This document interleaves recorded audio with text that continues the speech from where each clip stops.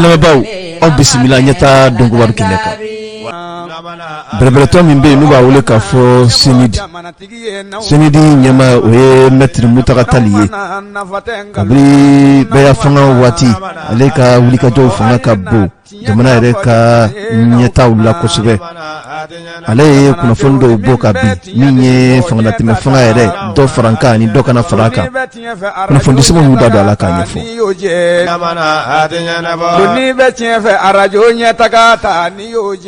ni jatimine kebi nyono ere mbarau konona na gelau chaman be ma chaman kilono ka damakasu ke kaira kafo anga finitigila kaw uluka wulika jodo senfe akara sogwe ka jamana kono de gonsando bone unina kuna fondisemo yuda do ala kanyefo to aunana Nieta yo ana ndinde ye bidogu baro fambai sira ufuna chaman be bi onada au kuloka insha Allah au bismillah Kunaumana Nieta jama kodo naumana Kunaumana dogi baro anlamebao au bismillah kuna fondise ben nouvel horizon aye ayira kafo minye malifa mauye ukoni kembe bi ka wulika jaw chaman koninke niye jatimneke gelau be kanabi malifa mau ani jien re konona famau ni nyon chela kenkene la miye franci famau ye gelau ni nyon sama ulu be ka ke nyon chebi o kofe minye frafna club bien fait ton min be nu ba wule ka fo CDAO uluka tide min tumbea wala ukanora bla min tumbea malifa mau ye basaka tiga da koninta kanyesi uma kada aireka walia do uka kakeni anga fanga ere uka kuna fondo sinfe nuba wule ka fo franskana ko communiquer ayela ka fo minye frafna club bien fait ton kulu mimbe ni uba wule ka fo CDAO la communauté économique des États de l'Afrique de l'Ouest ayirala kafo uluka norabla mintumbe anfayano no be wole kafo monsieur Amidou Boli le saba bonyongo koni ndira ama aka mali koni to malien ye ni makofole nyere abe mali feya baranyoyon de hukmu konana ga ananaye kafo miye balaya do ye ali politiquement do ulu koni sika kelembu labi kafo kube kana wale do ta kanyesi fanga teme fanga ma mimbe sika basi balia redo mali reka nyana mayala ni kolfon nu preparatiko kondira maufe mami ni oye mali ministry min sigre me kanyesi mali ani jamana warache okonya nyana boma no ye Abdoulaye Diop ye kuna fondi sebe aleka lakalila aya iraka fo ni ye jatimneke ni watina nyongo sama okoni beka ke mali ani jema uni nyongo chebi ka asababu yake munyi wati temenuna ni ajatimine mali ni franci ereche de nyongo ya bawo de bu ni nyongo chela kabiri abe sanke me bonyongo bo wala minga chani oye nga ni wati labanununa ayera kafo gelau koni beka na do mali famau ani franci famau ni nyongo chela wa jema ereche ma fane beki ira soro okono hakila jigila minye ministri nyamai dotro shokel ko kala maiga ale tama doke kata die franyonka kuluba mimbe nuba wule ka fo Nations Unies uluka kene ko nkonana aye ko fo do fo kayira ka fo Francis fama ko ni mali kon to san legelege la avion konana ki yere nyinin ka bo mali koro o kera dusuma kasabaye ni mali premier ministre afo die ma unyana o kofe aka kuna fondo nasira ufe aya ira ka fo dalube ale rebulo ka fo mali jatige wale tigila mago ani Francis fama ulu bulo bi nyogon bulo la wa ubeku deme tuga bela jelena tuga mina minye mali bi seka basigi balia usoro lakana balia usika sabati mali kono tuga mina ninko ninkera gelaye ukonnana minye Francis jamana nyamai ale bora ka jabilike kanyesi mali fama uma ninko ninkera fanye bi ni sama chama mbeka ke mali ni Francis ni nyongo tela okumu kono mali fama uye wole bla Francis la sigidema mimbe anfaya no ye monsieur Joël Meyer ka dantigalika ko ni fai ukwa dusuma kasa ko luda akloka Francis jamana nyama be ka korofa mfo ni oye lagosilika unye no oye doyama kaunye kanyesi mali fama uma utena swama wa uteje na ichuka shila ningoni kela gela baye hukumu kono sa ni ye jatimine ke kuna fundi seben ka lakalila ako CEDEAO aleka norabla min tumbeya ni oye habidu boliye o fana nana ye wala siga nana kala wala dawla ka fo ale reka tabru ani politiquement daw ube duguduma ko dawla mi be se ka jamana reka basigi bala dongala ma konnana hukumu kono mali famau uma ko bla daga grindala uye wuli ka to konike ka kile sababu nyongo di ni ma ko fole ma akaka kusuna ka kasauche ka bo anga jamana ere konnana kuna fondiseme nouvelle horizon ako hakilla jigila kabiri samba fla ani santa ani fla Amadou Toumane Touré aleka fanga wati minye CEDEAO rewa akasa ere chimbe maliya nuna wa maliya ere ka kanumbate kata CEDEAO ere ka nchugo ya shila kada ukabara ere tablo koninka nga ambe wati mna iko sisa anaka sa sama olu koni fanga beka buyan kosebe mali famau ani CEDEAO fota se Francis famau ni nyongo chela kuna fondiseme aya ira kafo niye jatimineke kabri fanga fili minkera utukalo kleta ani shekin samba fla ani samuga Ibrahim Bokar Keita anaka fanga ere konnana ni owulika jo o sababu ya kera jekulu nuba wule kafo M5 RFP CEDEAO aka wulika jo fanga buyana kosebe aka layinu ko ninkera tuwa jumena be ani kilao besika sabati anfaso mali konnana nga adoni kama CEDEAO ere tunye bagabagali ere ta kanyesi malima ni malima to ale tala ana sanction ta kanyesi malima mi besika ke gele abaye malika nyana ere ma nina ta bela jirina sa olu bekara kuruye bi ni malao silembe ka kurumi ka ayele ukonnana ka CEDEAO ere adimindo malao kono ni ma chama nyininga bi olu ere be layininke ka fo mali ere ka bo CEDEAO ere konnana note nyati foite mali ni CEDEAO ka jenyoya konna ambe wati mna iko sisa ni korofo nunu ko ni kelen bi ambe wati mna kenegele ne ala minye CEDEAO ka ni ma ko fulenye korosili baw ani jatimne baw die kodona baw olu chama ye jelaki konta ka nyesi mali famauma ka ira ka fo ni ntuma ka kefenye femi ni abara ukanka temeni sira ko ni fe sabu nama ya ka fo mali ye jamana yere mahoro ya linyi wa abe kulu kono kulumi ni oye frafina kile biya fe ton kuluye atunkaka bana intunga ke kechugumi ni musala ubese ku yere soro akonnana meni akerata abe ina fo ni ye akele bolo lamade kuna funi aya soro sebe min kono ukama ko nouvelle horizon abe bawo o nouvelle horizon kile aye ayira kafo mi ye Isaka Ujimiye ale aka hakilna ufo ni bara min kera mali fama ufe kanyesi CEDEAO ka chide min tumbe anfe anoe Amidou Boliye ona fondi sebe nouvelle horizon ako Isaka Ujim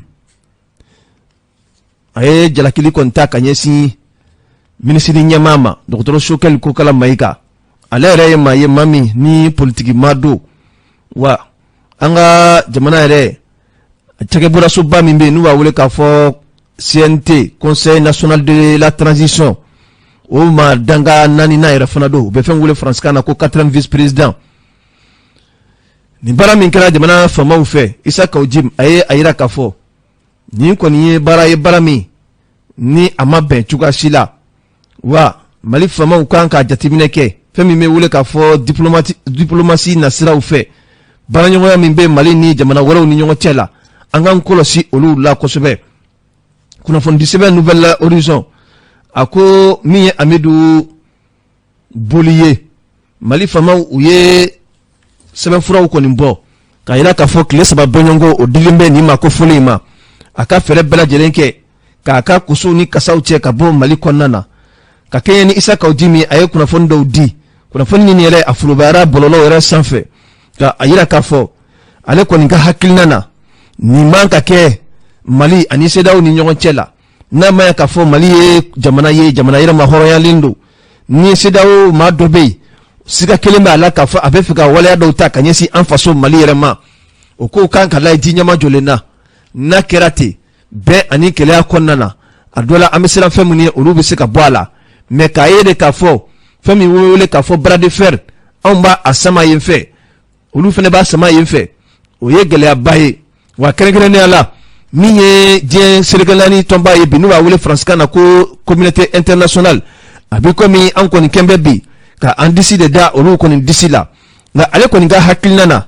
tiana an bɛ yɔrɔ min na bi an mago bɛ bɛɛ lajɛlen ka dɛmɛ na Mali bɛ se ka bɔ ni dingɛ kɔnɔ cogoya min na an mago tɛ waleya la bi waleya min ni diɲɛ bɛɛ lajɛlen bɛ fara ɲɔgɔn kan ka se ka gɛrɛntɛ kɔni ta ka ɲɛsin Mali yɛrɛ ma o ye gɛlɛyaba ye wa a bɛ min fɔ ka da o kan min ye CEDEAO bi fanga min b'a la ka fara diɲɛ sɛnɛkɛla ni tɔnba kan u ka gɛrɛntɛ anw tɛna s'a kɔrɔ wa hali ni a danna k'a fɔ an ka foroba baarakɛla minnu bɛ yen olu ka sara wari dɔrɔn ni gɛrɛntɛ ko a bɛ sama a bɛ se ka kɛ fɛn ye olu yɛrɛ u tɛna se k'u ka sara wari sɔrɔ wa jamana dun bɛ yɔrɔ min na bi maa si tɛ k'a fɔ min kɔni labɛnnen don ka se ka jɛ i sara wari kɔ o ye gɛlɛyaba ye ni ala ma fara kan a bɛ tila ka segin tuguni jamana kɔnɔdenw olu bɛna wuli jamana faama yɛrɛ de kama ka se k'u ka dusumakasaw yira a la pour que an ka kisi ka bɔ o ma isa ka ujin kɔni fɛ bi Asimi Goita a kan k'i jɔ a jɔyɔrɔ la ka se ka waleya dɔw bɛ yen marabolo ɲɛmaa bɛ ka taa taasira minnu fɛ ni o tɛ bɛn a kana kɛ sababu ye ka an ka baaraɲɔgɔnyaw ani diɲɛ maaw ni ɲɔgɔn cɛ la ka se ko olu kɔni nɔgɔ ale kɔni bɛ min fɔ Asimi Goita ye a ka fɛɛrɛ bɛɛ lajɛlen kɛ min bɛ se ka kɛ bɛn ni kɛlɛya ye Mali ni a dɔnbajɛkulu ni ɲɔgɔn cɛ la a k'o baaraw kɔni sigi sen kan min ye bɛbɛlɛtɔ min bɛ yen n'u bɛ a wele k'a fɔ ACRT o ɲɛmaaba Isa Kawujim maa dɔw maa min ni ale yɛrɛ ni Asimi Goita a ka surun maaw ka fɔli kɔni na nka ale kɔni fɛ an kan ka wulikajɔ de kɛ bi ka fara ɲɔgɔn kan ka se ka jamana yɛrɛ a ka teli sira minnu bɛ yen a ka bɛn sira minnu bɛ yen ka se ka olu yakubaya dɛmɛ bɛ se ka don an ma cogoya min na anw ye jamana ye jamana min ni wɔji yɛrɛ tɛ an bolo wa an ka sɔrɔ u ka dɔgɔ n'a yɛrɛ k'a fɔ anw bɛ ka nɛgɛ de sama bi an ni diɲɛmaw cɛ wa an yɛrɛ bɛ kulu min yɛrɛ kɔnɔna na bi ni o ye CEDEAO ye n'a yɛrɛ k'a fɔ an bɛ ka samali kɛ olu ni ɲɔgɔn cɛ la olu de fana kan ka an kunkanko kuma fɔ diɲɛmaw ɲɛna o ye gɛlɛyaba ye kunnafoni an ye a sɔrɔ sɛbɛn min kɔnɔ u k'a ma ko nouvelle horizon lamɛnbaaw ka kɛ ni nin wulikajɔ ninnu ye Mali faamaw ye sɛbɛnfuraw bɔ ka yira k'a fɔ min ye CEDEAO ka ciden min bɛ yan ni o ye Amidu Boli ye bi de dilen don a ma a kana bi tile bi Mali yɛrɛ kɔnɔna na o hukumu kɔnɔ sa an ye wulikajɔ kɛ ka taa ɲɛsin sɛgɛsɛgɛlikɛla dɔw ma minnu bɛ ɲinini kɛ diɲɛ yɛrɛ kɔnɔ ani Mali yɛrɛ taabolow kan ni o ye Boubacar Bokoum ye ale ye analyste politique ye an ye ɲininkali dɔw kɛ a la ka da min ye nin baara min filɛ nin bi Mali ni CEDEAO ni ɲɔgɔn cɛ la ale ka hakilina ye mun ye a kan ani min ye k'a fɔ kumaɲɔgɔnya min kun kuma fɔra k'a fɔ Mali ni marifatigi jɛkulu olu ka se ka bɛnkan dɔw kɛ cogoya jumɛn na bɛn ni kɛlɛya bɛ se ka sabati an faso Mali kɔnɔna na an ye baro boli o kan ani Mali yɛrɛ sanuko cogo di a bɛ se ka Mali nafa min sɔrɔla Boubacar Bokoum da an ka jɛ k'o lamɛn. Ne tɔgɔ Boubacar Bokoum n ye ɲininikɛla ye centre d'études stratégiques la ani n ye association mun n'u b'a fɔ ma association pour l'éducation citoyenne et le développement n y'o président ye. Comme yɛrɛ da sera ma k'a fɔ i ye ɲininikɛla ye dugudugumakan dɔw nana fɔ jamana kɔnɔna na ka yira k'a fɔ jamana faamaw tun yamaruya di ko halisa n'u ka jɛrɛtɔnba u ka fɛɛrɛ bɛɛ lajɛlen kɛ ka se ka kumaɲɔgɔnya dɔw kɛ maliden minnu bɛ n'u ye marifa ta bi n'u bɛ ka diinɛ kɛlɛ kɛ n'o ye Amadu Kufa ni Yada Kali ni mɔgɔ min e yɛrɛ ɲininka bi nin baara in kun b'a la wa? Bon en réalité n'i y'a jateminɛ k'a fɔ ka ɲɔgɔn kumaɲɔgɔnya o tɛ kɛ baasi ye mais kumaɲɔgɔnya bɛ kɛ ni daliluya jumɛn ye ani kɛcogo jumɛn ye olu n hakili la fiɲɛba b'o la parce que n'i ye jateminɛ kɛ bi Ben Laden a fagalen nka o tɛ djihadisme bali k'a ka baara kɛ donc bi bi in na n'i y'a jateminɛ k'a fɔ ni danna Amadu Kufa ni Yada Kali ma hali n'olu tɛ kɛlɛ in a ti jɔ olu ka kumakan jɔyɔrɔba tɛ kɛlɛ in na bi olu de ye kɛlɛ kuntigɛ hakilina dɔ kan donc baara kan ka kɛ mun kan o ye hakilina ye kɛlɛ yɛrɛ bɛ hakilina jumɛn kan donc o faamuya kan ka se ka ɲini ka faamu fɛn mun ye diinɛ taabolo ye c'est vrai Haut Conseil islamique bɛ se ka diinɛ kuma kɛ sabula tendance bɛɛ bɛ Haut Conseil islamique kɔnɔ nka yɔrɔ wɛrɛw bɛ kɛlɛ in kɔnɔ minnu tɛ diinɛ ko dɔrɔn parce que n'i y'a ye sigidaw kɔnɔ mɔgɔw ni ɲɔgɔn cɛ faamuyabaliya bɛ yen hakɛ dɔw bɛ yen nɔ n'olu ye sariya hakɛw ye n'olu ye nafolo kasabi hakɛw ye sigi yɛrɛ cogoya la donc olu ye ɲinini caman ye mun olu tɛ Haut Conseil islamique ka dɔnniya kɔnɔ donc a ka kan ni Haut Conseil islamique bɛ nin baara kɛ a ka mɔgɔ wɛrɛw ɲini ka fara a yɛrɛ kan parce que kuma in tɛ diinɛ kuma dama ye fɛn wɛrɛw caman b'a kɔnɔ taabolow b'a kɔnɔ an ka laadaw b'a kɔnɔ fɛn caman de ferekelen don ɲɔgɔn na donc pour que ka se k'olu bɔ ɲɔgɔn kɔnɔ baara ka se ka ɲɛ u bolo a ka kan lamɛnni ka kɛ fan caman na ka faamuya sɔrɔ parce que ko in gɛlɛya ye mun ye fɛn mun n'i t'a ju dɔn kɛlɛ yɛrɛ ju ye mun ye a daliluya ye jumɛn ye parce que an b'a fɔ diinɛ mais mɔgɔ jumɛn bɛ se ka bɔ kɔfɛ k'e bɛna maliyɛn kalan diinɛ la tɛ faamuya o donc diinɛ ko kɛlɛ tɛ o fɛn wɛrɛw bɛ nin jukɔrɔ mun ni diinɛ ko tɛ kelen ye mais minnu kɛlen don ka diinɛ ta k'o bila ɲɛfɛ ni diinɛ de bilalen don ɲɛfɛ a ka kan an ka kuma an ka ɲɔgɔn ɲininka diinɛ in yɛrɛ diinɛ jumɛn de ko don Muhamadu diinɛ de ko don wa diinɛ jumɛn de ko don n'o de ko don comme anw fana b'o dɔn donc an bɛ se ka sigi ka kuma ka perepere-latigɛ kɛ ɲɔgɔn ye k'a faamu diinɛ in taabolo ye jumɛn sariya mun n'u b'a kuma fɔ a bɛ lawaleya cogo jumɛn ni cogo jumɛn na donc n'o faamuyaw sɔrɔla je pense que bɛnkanw bɛ se ka sɔrɔ o bolo kan mais n'i y'a ye kɛlɛ in bɛ jubaju diinɛ kɔni bilalen don ɲɛfɛ nka fɛn wɛrɛw bɛ yen nɔ minnu tɛ diinɛ ko ye. donc i bɛ fɛ k'a fɔ ko hali siyako kɛlɛw bɛ sɔrɔ a la. siyako kɛlɛ bɛ se ka don a la olu fana si tɛ tiɲɛ ye k'a sababu kɛ gɛlɛyaw bɛ siyaw ni ɲɔgɔn cɛ o parce que jamana kɔnɔ i b'a sɔrɔ yɔrɔ bɛɛ n'i sigi cogo don yɔrɔ bɛɛ n'i taabolo don donc n'i ye filaw ta filaw n'u taabolo n'i ye bamananw ta bamananw n'u taabolo mais o tɛ sigi bali o y'a to mɔgɔw sera ka sigi ka hakilijakabɔ kɛ ka fɛɛrɛw tigɛ mun b'a to sinankunya ni balimayaw ni teriyaw kɔnɔna na mɔgɔw bɛ se ka sigi k'a sɔrɔ a ma kɛ gɛlɛyaba ye donc olu bɛɛ k'a fɔ k'u bɛ wuli bi i b'a dɔn k'a fɔ o fana tɛ k'a fɔ ko siyako kɛlɛ tɛ se ka don anw dama ni ɲɔgɔn cɛ parce que an bɛɛ kɛra kelen ye ka gɛlɛn mais siya kɛlɛya bɛ se ka ta ka bila ɲɛfɛ k'a sababu kɛ mɔgɔ wɛrɛw bolo b'a kɔfɛ kɛlɛ wɛrɛw bɛ yen fɛn dɔw bɛ yen nɔ tabiyaw la olu tɛ bɛn parce que siya fila ni ɲɔgɔn cɛ i b'a sɔrɔ bɛnkanw bɛ yen fɛn dɔw bɛ yen nɔ dansogo dɔw olu sɔn tɛ kɛ olu ma mais ni maa wɛrɛ nana don aw kɔrɔ ka aw bila o dansogo walew la a bɛ se ka kɛ sababu ye k'aw kun kari ɲɔgɔn na aw bɛ fili ɲɔgɔn ka tiɲɛ ma k'a sɔrɔ a jubaju yɛrɛ t'o ye sinon n'i y'a jateminɛ bi camancɛya fan fɛ fila ni kadɔ olu tɛ se ka kɛlɛ n'i y'a ye Burkina fana mɔsiw ni filaw de bɛ ka kɛlɛ donc o b'a jira k'a fɔ sigi cogoya de b'a kɛ minnu ta ye dugukolo ye n'olu sigilen don dugukolo kan ale minnu ta ye bagangɛn ye n'olu bɛ taama dugukolo kan donc o falenfalew ni ɲɔgɔn cɛ mɔgɔw ka intérêtw bɛ se ɲɔgɔn ma parce que i b'a sɔrɔ misiw bɛ don mɔgɔw ka foro kɔnɔ gɛlɛyaw bɛ na dugukolo ko la donc sɔrɔ sira ma don donc dugu bɛɛ kɔnɔ i b'a sɔrɔ mun ka sɔrɔ ni mun ka sɔrɔ dulonnen don ɲɔgɔn na bɛnbaliya bɛ se ka na don aw ni ɲɔgɔn cɛ peu importe a kɛra siya mun o de b'a jira k'a fɔ n'i ko kadɔ ni fila mais kadɔ tɛ Burkina o mais mun de bɛ k'a to mɔsiw ni filaw bɛ ka se ɲɔgɔn parce que taabolow kɔnɔ baaraw taabolo kɔnɔ sigi cogoya la o de b'a to kɛlɛyaw bɛ na nafoloko ɲinini sira fɛ ani jago sira fɛ ani bagangɛn sira fɛ donc hakilinaw kan ka falen k'a lajɛ mɔgɔw ka taabolow kɔnɔ mɔgɔw bɛ k'u ka hakɛ ɲini sariya mun kɔnɔna na o bɛ kɛ cogo jumɛn na nka n'i y'a ye gouvernement ni au conseil ka kuma o conseil ko gouvernement olu mandaté gouvernement ko k'u ma mandat di maa si ma o kuma sama ninnu ni ɲɔgɔn cɛ la ni nin kuma ninnu bɛ ka taa o yala nin tɛna kɛ fiɲɛ ye nin baara in bon a bɛ se ka kɛ fiɲɛ ye baara la mais il faut que an ka latilenni kɛ parce que haut conseil tɛ se ka mandaté nin cogo la hali ni a fɔra ko ministre religieux et du culture bɛ yen ale kelen tɛ se ka nin baara in ta donc hakilinaw mais n'u ye initiative ta a ka kan u ka fara tɔw kan u ka hakilijakabɔ kɛ baara in bɛ kɛ ni fɛɛrɛ minnu ye k'olu fɛɛrɛw perepere latigɛ parce que ministre kelen tɛ se ka wuli ka kuma bɛɛ tɔgɔ la k'a sɔrɔ baara ma kɛ. dani b'a la k'a fɔ ministre bɛ se ka kuma ka sɔrɔ a ka ɲɛmaaw t'a kalama. a bɛ se ka kɛ bɛɛ bɛ se ka fili ka da i kɔnɔnata kan a bɛ se ka kɛ o ye kuma dɔw falen mais yamaruya n'o y'a sɔrɔ yamaruya kun dilen don a ma a bɛ gɛlɛya fana o ministre kelen ka bɔ ka kuma dɔw fɔ gouvernement fana ka tila ka bɔ ka kuma wɛrɛ fɔ donc a bɛ se ka kɛ kuma falennaw ni ɲɔgɔn cɛ u ma ɲɔgɔn faamu fɛn dɔw kɔnɔ mais n'ale taara n'a ye kɛnɛ kan k'a sɔrɔ o yamaruya ma d'a ma wajibi don fana olu b'o kɔkari parce que nin baara sugu n'a bɛ kɛ a bɛ kɛ gundo la a bɛ kɛ ni hakili ye a bɛ kɛ ni fɛɛrɛ ye kuma bɛɛ tɛ labɔ kɛnɛ ma donc n'o o filiw y'u sɔrɔ n hakili la o ye taabolo filiw ye mais hakilinaw bɛɛ y'a ye k'a fɔ depuis bi tɛ gouvernement do gouvernement tɛ o malidenw bɛn'a kan k'a fɔ denni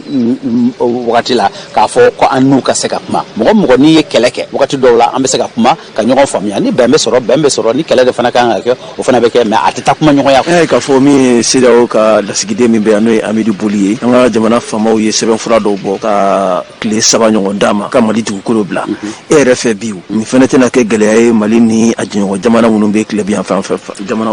kulu kɔnɔ wa. non gɛlɛya don k'a sababu kɛ depuis wagati jan an bɛ k'a ye k'a fɔ an ni communauté internationale an tɛ ka ɲɔgɔn kumakan fɔ kosɛbɛ o b'a jira k'a fɔ hali bi an tɛ ka ɲɔgɔn faamu CEDEAO fana bɔra yan o wagati kelen kɔnɔna na u ye hakilina dɔw fɔ minnu fana tɛ maliyɛnw ka faamuya hakilina ye bon donc o bɛɛ ye gɛlɛyaw ye bon bolita bon an tɛ se ka kalaba tura la parce que an tɛ k'a faamu fɛn mun fɔra k'a ni politique mɔgɔ dɔw bolo bɛ ɲɔgɔn bolo ni société civile mɔgɔw ɲɔgɔn bolo k'u bɛ ka jamana janfa bon diplomatiquement kuma ninnu tɛ faamu parce que an tɛ k'a ye fɛn mun yɛrɛ fɔlen don n'u bɛ k'o reprocher a la parce que kuma n'i ye communiqué in lajɛ a perepere latigɛlen tɛ kuma wɛrɛw de nana ka na don a kɔrɔ tugun mais o n'a ta o ta an b'a ye k'a fɔ ni CEDEAO bɛ kɛlɛ la CEDEAO ka ciden ne hakili la a kun ka kan o kun ka CEDEAO yɛrɛ de bila k'a remplacer o kun bɛ se k'a fɔ CEDEAO ye karisa kɔni an mago t'a la bilen sabula a ye nin kɛwale kɛ a ye fɛɛrɛ kɛ aw k'a falen maa wɛrɛ la donc o bɛ na ni basigi ye o bɛ na ni ɲɔgɔn kumaɲɔgɔnya ye o bɛ na ni fɛnw ye fɛn wɛrɛw bɛ se ka wolo o kɔnɔ mais n'a y'a tigi gɛn nin gɛn cogo in na a tigi bɛ frustré a ka gɛnni kɔnɔ ensuite CEDEAO fana b'a ye k'a fɔ kɛlɛtigɛ sira dɔw donc a bɛ se ka na ni gɛlɛya an ye CEDEAO ni ɲɔgɔn cɛ donc ne hakili la an tun bɛ se k'o éviter o bɛɛ kun tɛ c'était pas la peine que an k'a fɔ an bɛ tapage kɛ parce que diplomatiquement c'est vrai c'est notre droit souverain mais est-ce que nin sera nin ma olu de b'o dɔn donc an tɛ a gundo kɔnɔ an t'a dɔn fɛn mun yɛrɛ b'a jukɔrɔ donc o kɔni y'a kɛ nka an hakili la nin waati in kɔnɔna na an kun kan ka se ka bɔda di pour que an ni ɲɛmaaw bɛ se ka kuma ka ɲɔgɔn faamu hakili kɔnɔna na k'a sɔrɔ a ma kɛ kɛlɛ walakatalen ye. U ka kuma dɔw y'a yira k'a fɔ k'u ye CEDEAO ɲɛmaaw ladɔnniya a ka ko dɔw la ko wa ko dalu kisɛ yɛrɛ fana b'u bolo nin ko in bɛɛ lajɛlen kan. oui mais an minnu ye maliyɛnw an tɛ foyi dɔn o la o ye u ka kuma ye hali ni o kɛra ne bolo ni o dalu b'i bolo demande bɛ se ka kɛ k'a fɔ an tɛ karisa fɛ bilen parce que an n'a tɛ se ka baara kɛ a ye mɔgɔ wɛrɛ o bɛ se ka kɛ donc o bɛ kɛ diplomatiquement k'a sɔrɔ mɔgɔw ma bɔ kalama parce que a bɛ fɔ dɔrɔn k'a relevera maa wɛrɛ bilala a nɔ la o bɛɛ bɛ dilan aw ni ɲɔgɔn cɛ parce que o ye baarakɛɲɔgɔnya cogo ye mais ni ko a ka taa nin cogo la ka 3 jours d'a ma ko o 3 jours kɔnɔ k'a ka minɛnw cɛ ka taa o ye kɛlɛ mun ye o fanga ka donc o b'a yira k'a fɔ ko mun kɛra ko jugumanba de don donc anw dun tɛ se ka an bolo da o kisɛ kan donc a ka gɛlɛn an ka kuma a mesure portée kan mais diplomatiquement an hakili la a tun bɛ se ka dilan cogo wɛrɛ la a tun bɛ se ka labila fɛɛrɛ wɛrɛ la k'a sɔrɔ a ma kɛ nin cogoya in ye ɲɛ bɛɛ an tɔgɔ bɛ diɲɛ bɛɛ da k'a sababu kɛ mɔgɔ kelen a bɛ na ni gɛlɛya ye an ni CEDEAO cɛ ne hakili la an tun bɛ se k'o kɛ ni fɛɛrɛ ye ani hakili ye. Monsieur Bokoum o b'a to an bɛ ɲininka fɛn dɔ la o ye de k'a fɔ Mali bɛ gɛlɛya min kɔnɔ maa caman y'a yira k'a fɔ ko gɛrɛntɛnw bɛ an kan maa caman kɛlen don ka worobinɛw datugu an dun ye sanu bɔ jamana ye bi an bɛ se ka anw yɛrɛ nafa n'an ka sanu ye cogo di ka sɔrɔ an ma taa dalagiribu kɛ yɔrɔ wɛrɛw kosɛbɛ. I ye kuma gɛlɛnba fɔ ne ye dɛ parce que an b'a fɔ mun ma souveraineté parce que an bɛ tile k'o de f'u ɲɛna kɛlɛtigɛ tɛ baasi ye koyi n'i bɛ kɛlɛ tigɛ n'i y'i da fa mugujalan na o y'a sɔrɔ a ɲiginji b'i da dɛ communauté internationale an bɛ se k'u kɛlɛ fɛn mun bɛ diɲɛ kɔnɔ bi an bɛ se k'a kɛlɛ gɛlɛya mun b'an kan a bɛ se ka ban mais fo k'a sɔrɔ baara de b'an bolo baara mun n'an b'a lawaleya parce que kuma in dɔrɔn tɛ ka kɛlɛ kɛ da la ka mɔgɔw gɛn o tɛ bi bi in na a ka kan an k'a f'u ɲɛna k'a fɔ taabolo mun b'u bolo n'o kɛlen don k'an bila degun kɔnɔ comme Choguel taara fɔ Nations Unies la cogo min o tɛ bɛn i tɛ dan kuma dɔrɔn ma solution mun bɛ e bolo pour que o bɛ dabila pour que fɛɛrɛ wɛrɛw bɛ sɔrɔ i b'o de da kɛnɛ kan bɛn bɛ kɛ o kan o bɛ kɛ taabolo kura ye parce que Nations Unies bɛ taabolo dɔ de kɔnɔ taabolo in depuis 1945 o taabolo in de bɛ yen nka o taabolo in a man ka don ba la bilen a kan ka yɛlɛma donc n'a bɛ yɛlɛma aw b'a kuma de fɔ a bɛ yɛlɛma cogo jumɛn hali CEDEAO ka protocole de bonne gouvernance a kan ka yɛlɛma o mais n'an ma hakili jagabɔ kɛ k'a fɔ mun de man ɲɛ a kɔ mun de man kan ka yɛlɛma taabolo jumɛn ni taabolo jumɛn parce que n'i ko k'i bɛ i tɛ se ka k'i kelen na o diɲɛ tɛ se ka kɛ ko i kelen bɛ to i kelen na i bɛ diɲɛ de kɔnɔ i ni diɲɛ denw de bɛ baara kɛ ɲɔgɔn fɛ donc o baara bɛ kɛ cogo min ni taabolo man di ye i b'a fɔ nin taabolo in tɛ bɛn nka anw bolo taabolo kura mun b'an bolo o de filɛ nin ye aw ko cogo di donc diɲɛ maa bɛ tila ka sigi donc o de la an k'u ma ko chapitre 7 ni chapitre 9 a bɛ se ka réviser an bɛ se ka conférence des Nations Unies convoquer ni anw yɛrɛ ka hakilina ye an ka nafolo mun b'an bolo an bɛ se k'o kɛ garantie ye Afrique ye pour que CFA ko in a bɛ dabila an bɛ bɔ CFA kɔnɔ an ka sanu bɛ se k'a garantie an yɛrɛ ka sanu bɛ se ka kɛ an yɛrɛ ta ye parce que sariyaw bɛ yen nɔ mun b'a jira k'a fɔ taabolo mun bɛ yen nɔ bi an bɛ ka bɔnɛ an ka nafolo la cogo min na a man kan k'a fɔ ko jamana kɔnɔ ni sanu dingɛba ninnu bɛɛ bɛ yen anw de bɛ yɔliyɔli la diɲɛ maa kɔ don o don ka sɔrɔ ɲini fana ye o sariya bɛ min an ka sariya wa wala Nations Unies sariya Nations Unies sariya dɔ bɛ yen nɔ an b'a fɔ ma ko pacte international relatif aux droits économiques social et culturel o b'o waleya an yɛrɛ ka sariyaw bɛ yen nɔ mun b'a jira k'a fɔ dugukolo tɛ se ka bɔsi dugukolotigi la ten falaki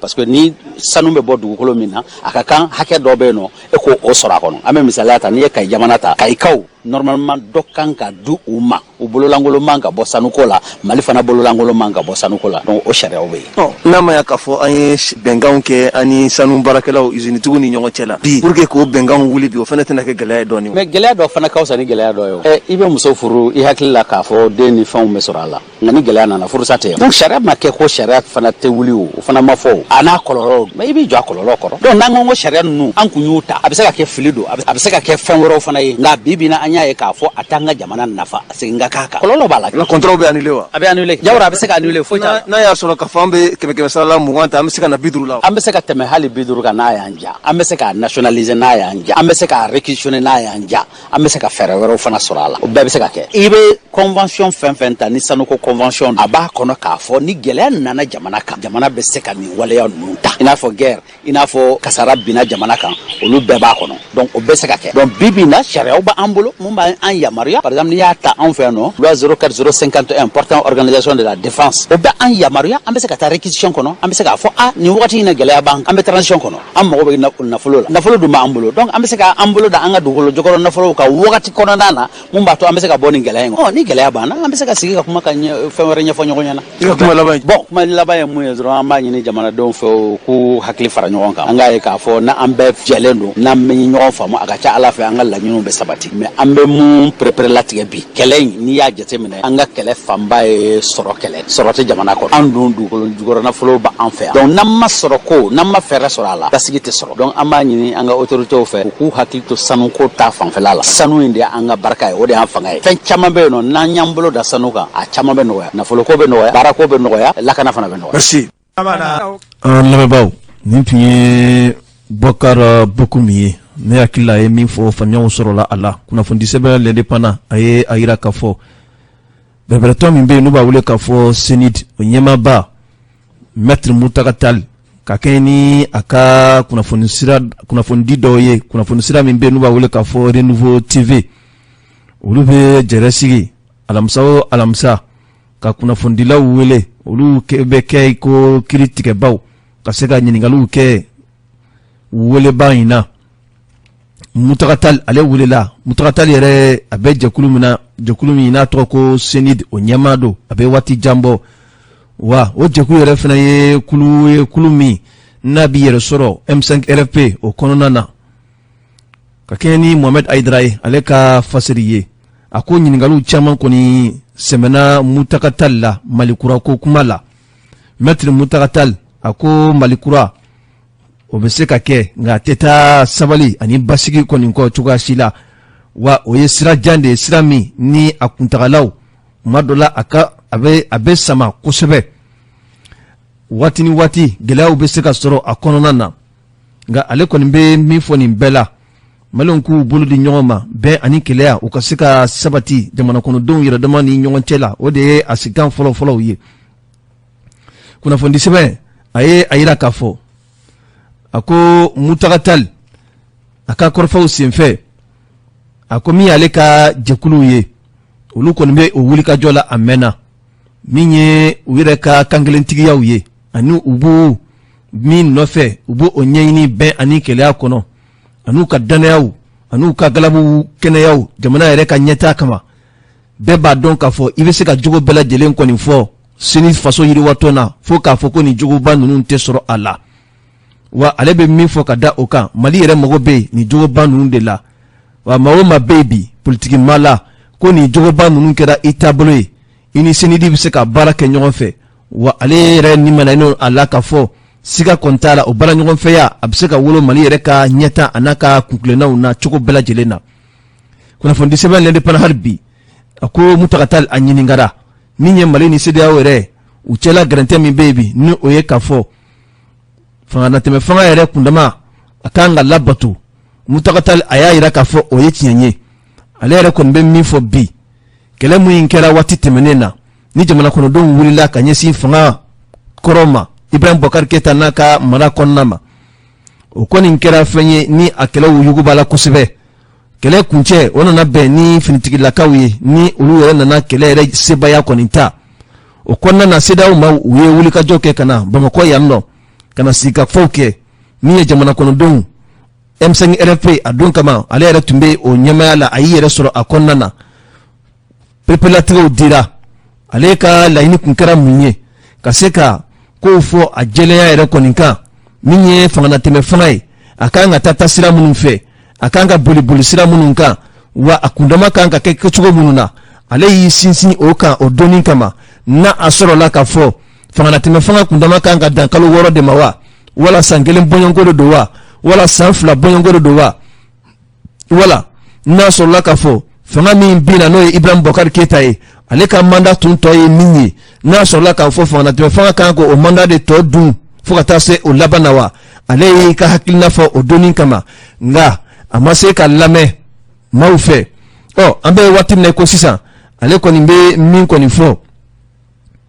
o de ye ka fɔ délai min kɔni fɔra wa n'o o ye kalo 18 bɔɲɔnko o ka se ka labato sabu Mali y'i bolonɔ de bila o sɛbɛn na diɲɛmaw ɲɛkɔrɔ wa diɲɛ yɛrɛ sigilen bɛ bi ka Mali lagɛ n'a sɔrɔla k'a fɔ Mali ye kumakan minnu di a bɛna a labato wa ale ye Mutakata n'a ka jɛkulu olu kɔni b'a a bisigiya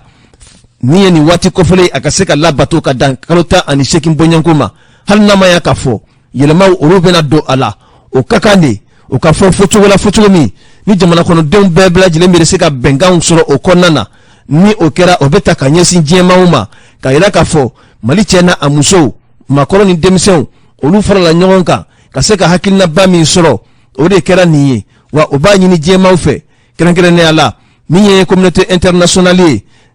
ani CEDEAO ka ɲini olu fɛ ka se ka nin baara in kɔni sabati Mali bolo ka Mali dɛmɛ ka taa ɲɛtaa sira kan mais n'a fɔra de ko M5 RFP o de ka wuli ka fɔ k'a bɛ nin baara ninnu ta a yɛrɛ ye ko ka dɔ fara transition kundama kan wala n'a fɔra de ko dɔgɔtɔrɔ Sogɛli Kokala Mayiga wala Asimi Goita olu de ka se ka wulikajɔ kɛ ko ka dafara transition a kundama kan ale kɔni fɛ gɛlɛyaw caman bɛ se ka ye a kɔnɔna na sabu an bɛ kulu kɔnɔ kulu min na a bɛ komi du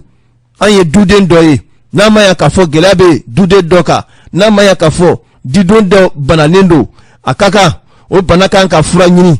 kan ka ɲini du a kɔnɔmɔgɔ bɛɛ lajɛlen fɛ Mali yɛrɛ kɛra bi CEDEAO kɔnɔna na i n'a fɔ maa min ni farikolo kelen don ni a bolo bɛ a dimi farikolo tɔ bɛɛ lajɛlen bɛ bɔ a kalama wala na a kunkolo bɛ a dimi farikolo tɔ bɛɛ lajɛlen bɛ bɔ a kalama o tuma Mali bɛ o hukumu de kɔnɔna na a ka kan transition maaw u bɛ baara fɛn fɛn kɛ bi u ko o baaraw kɔni kɛ kalo 18 min fɔra o ka se ka labato n'a ma ya k'a fɔ an bɛ jɛkuluba min kɔnɔ ni o jɛkulu a maaw bɛ t'i jɔ fo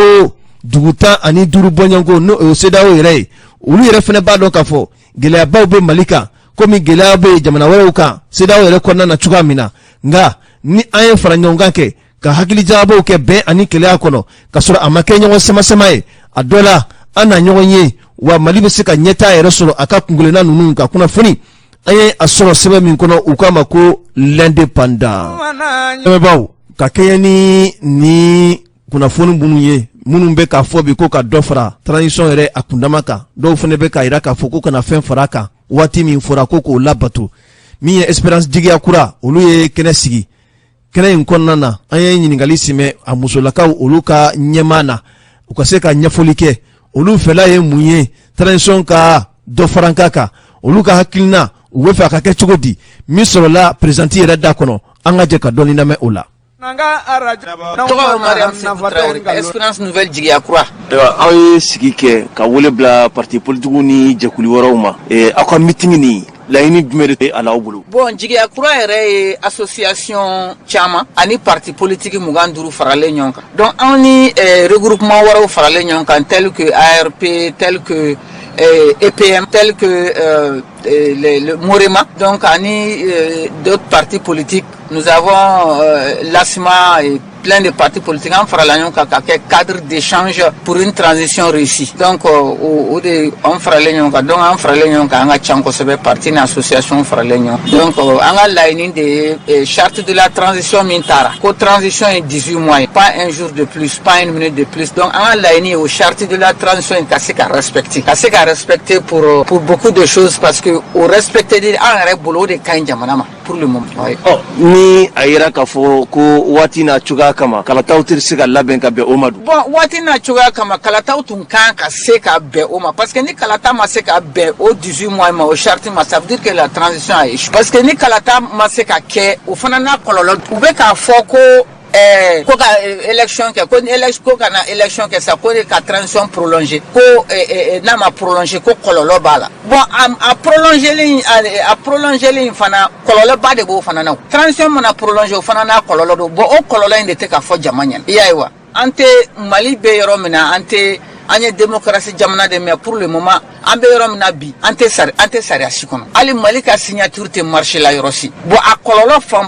fanba dun fana ye population de. Donc o de kama an bɛ k'an fasa fili cogo bɛɛ la. Et jusqu'à on est convaincu aussi que jusqu'à la date d'aujourd'hui bi le 25 octobre ni volonté bɛ élection bɛ se ka. Komi aw ye musolakaw de minnu farala ɲɔgɔn kan o musolakaw la mɔgɔ bɛ se k'a fɔ partiba minnu tun bɛ yen fɔlɔ n'u tun bɛ ka régime kɔrɔ binne dɛmɛ ka baaraw la olu de don wa ba ou bien mɔgɔ wɛrɛw faralen b'aw kan i n'a fɔ RPM, ADEMA, UDD, ASMA, CODEM olu n'a ɲɔgɔnnaw. Bon c'est vrai parti kɔrɔw caman b'a la ko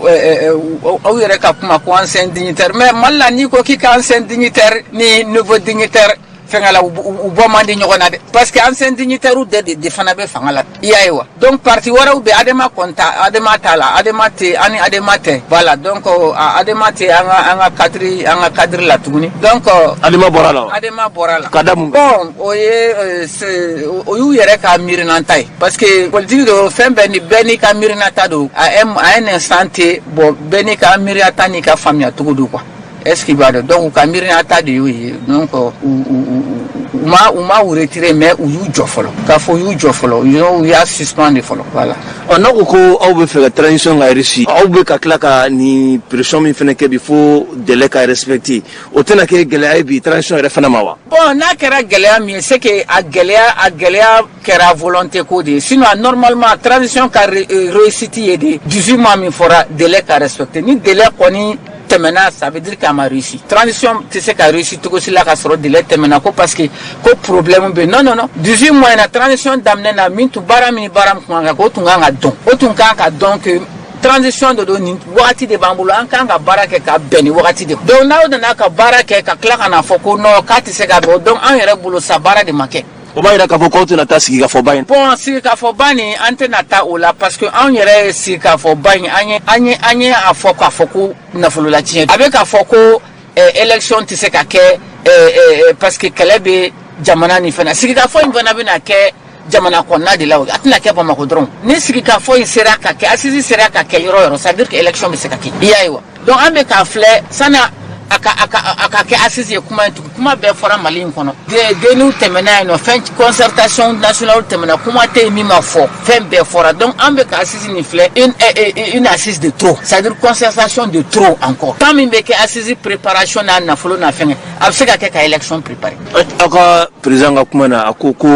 dɔgɔkun 2 ɲɔgɔn ni o sera aw bɛna wuli ka jɔ kɛ ka bɔ ka taa boulevard de l'indépendance la ka jamana fragiliser tuguni. non a tɛna jamana fragiliser parce que an bɛ fɛ an kumakan de ka lamɛn hali an bɛ fɛ an ka kumakan de ka ta bala an bɛ ka min fɔ jamanadenw k'a faamuya a ka lamɛn hali donc an tun tɛ fɛ ka bɔ kɛnɛmana la an bɛ sokɔnɔnaw la salle kɔnɔna na mais ni n'ala sɛnɛ ma ka an y'an si jɔ k'a kɔnɔ an bɛ taa kɛnɛma de san an bɛ taa boulevard la ni ala sɔnna ma. o tɛna sira di bi an ka partenaires ma n'i y'a lajɛ diplomate na sira fɛ anw ni Faransi cɛ ka gɛlɛn kosɛbɛ n'a yɛrɛ k'a fɔ mɔgɔ dɔw fana bɛ ka bɔ bi jamana kɔnɔ k'u ka dusumakasa yira transition ka délai la butulibaliya la. bon ne ma da o la parce que toujours a bɛna fɔ de jamana kɔnɔ toujours démocratie de don bɛɛ n'a ka miiriyanta don chacun est libre de. comme an bɛ cas exceptionnel la o. oui an bɛ cas exceptionnel la n'a ta o ta il faut que a ka dɔn fana jamanaden dɔw bɛ nin de fɛ jamanaden dɔw bɛ nin fɛ c'est vrai u tɛna se k'a fɔ ko bɛnbaliya de don n'a kɛra bɛnbaliya min ye ko faamaw de y'o ɲini sisan tu vois n'an kɔni bɛ fɛ an ka lamɛn. sisan an bɛ waati min na i ko sisan ni mɔgɔ min e yɛrɛ ɲininka o élection comme aw ko délai ka respecter e yɛrɛ dannen b'a la ko élection bɛ se ka organiser Mali kɔnɔ bi jɛlenya sira. volonté de ye diɲɛ ko bɛɛ. lakanabaliya bɛ cogoya min na. lakanabaliya volonté de ye diɲɛ ko bɛɛ ne hakili b'a la 2013 bɛɛ tun ko élection tɛ se ka kɛ. o ma jugu nin ma jugu n'o ye. non nin ma juguya n'o ye dɛ o y'a sɔrɔ 2013 tun ka surun 2012 ta tun ka jugu mais 2013 tun ka surun 2012 ni 2013 de fɛn ni volonté bɛ yen et que ni a tun ŋaniya sigira élection bɛ se ka. aw ka président Amiyon Gindo a ko n'i ye Mali ta bi 100 sara la 80 bɛɛ minɛ n'o Mali la bi Mali ka fanga tɛ o kɔnɔna na e bɛ taa mun élection kɛ. consensus de b'a. aw dun bannen n'o consensus fana ma. ayi an ma ba consensus ma dɛ an ma ba consensus ye mun ye an bɛ se ka an ma ba sigi ka fɔ ma ka kuma mais k'a kɛ komi assise nationale ni fɛn ninnu parce que an ɲɛ bɛ fɛn dɔ de natɔ la. i n'a fɔ jumɛn. an ɲɛ bɛ fɛn de natɔ la an ɲɛ bɛ u b'a fɔ bamananw b'a fɔ ko a minɛ a b'a da o cɛ mais a minɛ a b'a kɔnɔ. c'est pas an tɛ k'a minɛ a b'u kɔnɔ dɛ an ɲɛ b'a la de. aw ɲɛ bɛ mun de la tigitigi. an ɲɛ b'a la de donc élection c'est vrai que Mali fɛn minɛnen don 80% minɛnen don mais ko ni élection bilala ko fo o 80% ka libérer c'est pour aller dans 10 à 20 ans quoi o tɛ k'anw ɲɛna certainement n'o tɛ nin transition hali n'u ye 10 ans kɛ u tɛ se ka kɛlɛ insécurité in ban pewu jamais u bɛ fɛ a ka stabiliser cogo min fo élection ka kɛ u tɛna se ça c'est impossible u yɛrɛ b'o dɔn n'a kɔni fɔra ko fo ka jamana sécuriser de ko ka fɛngɛ Mali ka insécurité ni Mali anti c'est insécurité c'est devenu mondial. N'a fora ko élection kon ka dan ko jamana stabilisation fait ça c'est en 10 ans ko kuma ni 20 ans ko kuma de o te kan kila ko bina bo do gun fla bo boli mune bina ke o konnana ani layni muye aboli layni dorete anga seka la met toujours ambe anga kankele ne kanu anga seka la met et puis on a anga arme de lutu rewbe mais kanteno fa antena yorochi ambe solution de proposer même seka nya jamana ma la mera no solution tara fo assist kene ko fene maywa non absega focus sur assist absega focus sur amata assist la président iga kuma laban ko ne ga kuma laban ko ni mi edron foka benka ke fama anga ayira dama ka nyogola me ande ta jamana ala ka kana ke ko mana Mali soro bi abambe des donc beka essayer ka dobla ika côté la anga nyogola me ka nyogola famia aller jusqu'à présent jamana ko kelew jugarani ni ko kelarani ni sika fo ya bon voilà donc anga nyogola me anga benka kele wodi awere kala ni anga be na tuna mana merci an lamɛnbaaw kunnafoni sɛbɛn lɛnɛ pana a ye a yira k'a fɔ min ye an ka jamana finitigilakaw ye olu kɔni jalakilen bɛ bi min ye ɲɔnɔ yɛrɛ mara kɔnɔ dugu min bɛ yen n'u b'a wele k'a fɔ ndola ye dugu ye dugu min n'a ni ɲɔnɔ yɛrɛ dugu kɔnɔna ma jan kosɛbɛ kunnafoni sɛbɛn lɛnɛ pana a ye a yira k'a fɔ an ka finitigilakaw ni jalaki kelen kɔ olu fana ye kunnafoni dɔw furubaya k'a fɔ nin jalaku minnu bɛ ka ta ka ɲɛsin olu ma nin tɛ tiɲɛ kuma ye cogo si la olu ka wulikajɔ min kɛra ndola a kɛra fɛn ye maa 14 bɔɲɔgɔn ɲɔgɔn olu kɔni minɛna minnu siga tun kɛra u la ka f'u ye maaw kɔni bɔnɛ u ni na ka maaw ka yɔrɔw jeni ka maaw ka sɛnɛkɛ forow fana jeni kunnafoni sɛbɛn lɛnni pana a ko min ye Mali yɛrɛ finitigilakaw ye jalakili caman bɛ ka taa ka ɲɛsin u ma k'u ye jamana kɔnɔden gansanw kɔni bɔnɛ u nu na dugu min bɛ n'u b'a wele k'a fɔ ndola yɛrɛ ni ɲɔnɔ dugu kɔnɔna cɛ a ma jan kosɛbɛ kunnafoniw y'a yira k'a fɔ ko maa caman kɔni bɔnɛna u ni na jamana kɔnɔden gansanw yɛrɛ la wa u bɛ fɛn wele faransikan na ko torture ka maaw kɔni minɛ k'u nima tɔɔrɔ ka se ka waleya cɛjuguw kɔni ta k'u sɛgɛrɛ ko nin kɛra an ka finitigilakaw u ka baaraw kɔnɔna na ka kɛ ni nin kɔrɔfɔ ninnu ye sa min ye finitigilakaw ka ɲɛmayaso min bɛ yen n'u b'a wele k'a fɔ état major des femmes olu kɔni ye a yira diɲɛmaw la k'a fɔ nin kuma ninnu kɔni ye jugukanw de ye nin tɛ tiɲɛ kuma ye Mali faamaw ye wulikajɔ minnu kɛ u ma taa dankari jamana kɔnɔden gansan si la u taara u ka baaraw de kɛ ka kɛ ni Abdoulaye Jara ale ka fasiri ye a ko dugudumakanw caman bɛ yen ko jamana kɔnɔden gansan 5 bɔɲɔgɔnko olu kɔni bɔnɛna u ni na dɔw yɛrɛ y'a fɔ ko ni ma kɔfɛlen dɔw yɛrɛ dala k'u kan tigɛ an ka finitigilakaw yɛrɛ fɛ kunnafoni sɛbɛn a ye a yira k'a fɔ a ko o kɔnɔna na sa min ye finitigilakaw ka wulikajɔ sen fɛ bombardement minnu kɛra a kɛra sababu ye ka dɔw yɛrɛ ka forow yɛrɛ jeni kunnafoni sɛbɛn ale ka lakalila a ye a yira k'a fɔ nin kɔrɔfɔ ninnu kɔni guwanen bɛ bi ɲɔnɔ yɛrɛ maraw kɔnɔna na kosɛbɛ ka yira k'a fɔ Mali finitigilakaw ka tiɲɛniw fanga bonyana hali ni ye jateminɛ kɛ min ye an ka bɔlɔlɔ sanfɛlaw ye ja dɔw nana forobaya bɔlɔlɔ sanfɛ ka yira k'a fɔ Mali finitigilakaw u taara waleya cɛjuguw kɛ ka maaw minɛ k'u nima tɔɔrɔ ka dɔw yɛrɛ minɛ k'u bɔnɛ u ni na bɛɛ lajɛlen ɲɛkɔrɔ Mali finitigilakaw ka ɲɛmayaso u ko u bɛ a yira diɲɛmaw la k'a fɔ nin jajugu minnu bɛ ka yira bɔlɔlɔ sanfɛ nin tɛ tiɲɛ ye wa ni ɲɔnɔ yɛrɛ maraw tɛ fankelen fɛ waleya minnu kɛra ɲɔnɔ mara kɔnɔna na o de ye k'a fɔ maa dɔw nana marifatigi jɛkuluw la ka na baga maaw ma k'u ka foro jeni ka maaw ka duw jeni ka maaw bɔnɛ u ni na finitigilakaw bɔlen ko o kalama u ye wulikajɔ kɛ ka na ni maa kofɔlen ninnu yɛrɛ nɔfɛ a kɛra sababu ye u ye maa 14 bɔɲɔgɔnko kɔni minɛ k'olu bila an ka gendarmelakaw olu ka bolow kɔni kan o hukumu kɔnɔ sa sɛgɛsɛgɛliw olu bɛ sen na k'a yira k'a fɔ nin kuma minnu fɔra kuma minnu bɔra fan jumɛn fɛ wala a waleya minnu kɛra a waleyaw kɛra cogo jumɛnw na sɛgɛsɛgɛliw bɛna kɛ don n'a nataw la maa o maa bɛ yen k'i nɔ sɔrɔla a la olu bɛna bila kiiritigɛlamɔgɔw olu ka bolo kan nka cogoya min na aw bɛ se ka faamuyaw kɔni caman sɔrɔ a la an ka baaraɲɔgɔn min bɛ yen n'o ye Abdoulaye Kulubali ye ale ye kunnafonidila ye a ye wele bila min ye ndola yɛrɛ maa dɔw ma ka se ka olu ɲininka ko in kɛra kɛcogo jumɛnw na olu bɛ mun dɔn a la finitigilakaw u ye wulikajɔ min kɛ ka pankuru lawuli a kɛra kɛcogo jumɛn na min sɔrɔla seerew da an ka jɛ ka olu lamɛn. Ndola kɛrɛfɛ ni bɔra ɲɔnɔ k'i bɛ taa Nampala awɔ o ɲɔgɔn cɛ. An ye kunnafoni sɔrɔ ko Ntɛnɛndo ko Mali lakana tigilamaw ye wulikajɔ min kɛ ka ɲɛsin Ndola ma ko a wulikajɔ kɛra so ye ko ka gɛlɛya se e yɛrɛ ka maa dɔ ma ko yɛrɛ ni tora ko sen fɛ a ko kɛra cogo di. Abdoulaye Kulubali Ntɛnɛndo sɔgɔmada fɛ an ka tabagaw dora Ndola 5 heures waati ni banbaganciw ye ɲɔgɔn sɔrɔ yen nɔ o y'a sɔrɔ an ka denmisɛnnin de bɛ n yɛrɛ tɔgɔma de don ne yɛrɛ tun bɛ dugu kɔnɔ na ala ka fanjini dɔ sigilen bɛ Nampala ale y'u ka taa bɔ fanjini min siraba dɔ bɛ tɛmɛ Ndola kɛrɛfɛ ka taa Nampala ala y'a kɛ a y'a sɔrɔ an ka cɛfini tabaga ni jatigi kɛ ɲɔgɔn na ye a tɛmɛtɔ u y'a lajɔ a ma se ka jɔ a sɔrɔ a bɛ moto la a bɛ vitesse la ka tɛmɛ marifa ci kan fɔlɔ Mali sɔrɔsiw ka kisɛ sera a ma ala y'a ka kalifa minɛ a la ntɛnɛn sɔgɔmada fɛ a banna ka den 2 de to a kɔ cɛmani 1 ni musomanni 1 a muso yɛrɛ ta 2017 an ka dugulamɔgɔ dɔgɔ k'u y'a faamu komi a si banna ka bɛnna a waati ye dɔrɔn. Kunnafoni cayala ko Mali sɔrɔsiw ye wulikajɔ min kɛ ko a kɛra ka ɲɛsin minnu ma ko jadi wala tigilamɔgɔw kun tɛ e ka jaabi ye mun ye.